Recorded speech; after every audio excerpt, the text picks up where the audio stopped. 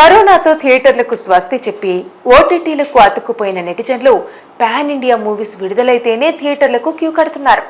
ఈ సినిమాలకు కూడా రివ్యూ, పాజిటివ్ టాక్, మంచి బజ్ వస్తేనే థియేటర్లకు వెళ్తున్నారు.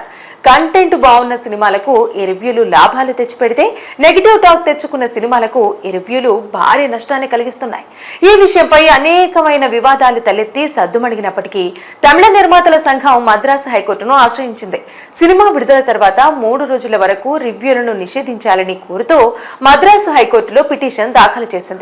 దీన్ని పరిశీలించిన న్యాయస్థానం భావ ప్రకటన స్వేచ్ఛను వ్యక్తపరిచే హక్కుగా ఉన్న రివ్యూలకు ఆపటం సరైంది కాదని స్పష్టం చేసింది.